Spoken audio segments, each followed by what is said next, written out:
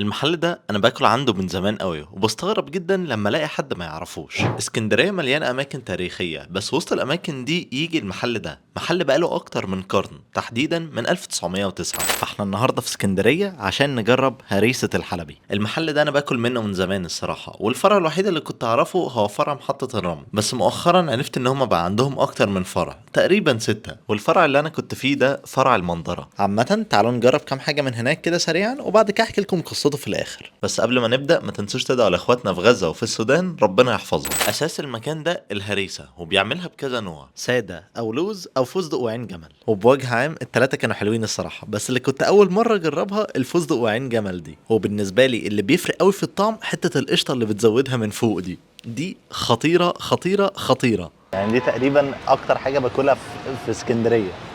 بسم الله. ميكس الاتنين مع بعض حلو قوي. القشطه كده بتطري التقوليه بتاعت الهريسه دي، بتبقى خطيره. وفي اوبشن تاني برضو ان انت ممكن تعملها بالسوفت ايس كريم، وعلى قد ما الاوبشن يبان غريب شويه بس هو كان طعمه حلو جدا. ميكس السخن والبارد ده في الهريسه كان رايق.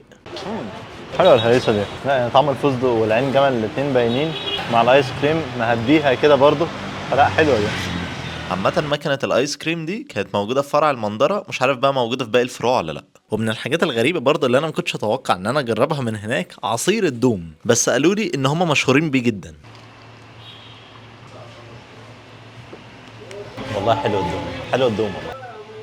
وغير دول بقى عندهم برضه حاجات تانية كتير، زي الحلويات الغربية والبسكوت والمخبوزات، واكيد برضه الحلويات الشرقية. وكان في حاجات الصراحة شكلها مغري قوي، سواء في المخبوزات او الحلويات الشرقية او الغربية اللي في التلاجة. وعامة المكان ده اصلا ليه قصة كبيرة، يعني زي ما انا قلت لكم هو فتح من 1909، يعني من اكتر من قرن قبل الحرب بقى وقبل الكلام ده كله. واول حاجة بدأوا بيها خالص هي الهريسة، ومع الوقت ابتدوا يزودوا حاجة حاجة. في الاول القشطة، وبعد كده المكسرات سواء لوز او عين جمل وفستق، ودخلوا بعدهم بقى على طول الحلويات الشرقيه، وابتدوا يتوسعوا فيه واحده واحده لغايه ما وصلوا للتشكيله دي كلها. ومع الوقت كمان عملوا اطعمه جديده من الهريسه، زي مثلا هريسه باللوتس، بس للاسف ما كانتش موجوده ساعه ما انا رحت. واللي عرفته كمان من الصور اللي هناك ان الجيل اللي موجود دلوقتي هو الجيل الثالث، بس كان في جيلين قبليه وهم دول المحطوطين الصور بتاعهم. وبوجه عام المكان ليه طابع قديم كده انا الصراحه بحبه. وغير كده بقى الناس اللي هناك نفسهم تحسهم لذاذ كده ومحترمين، وبيحاولوا على قد ما يقدروا ان هم يطوروا من نفسهم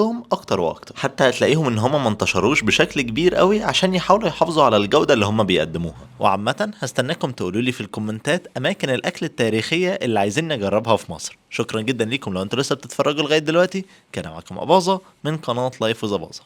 سلام. تقضي ازاي يوم في اسكندريه باقل التكاليف؟ بس يلا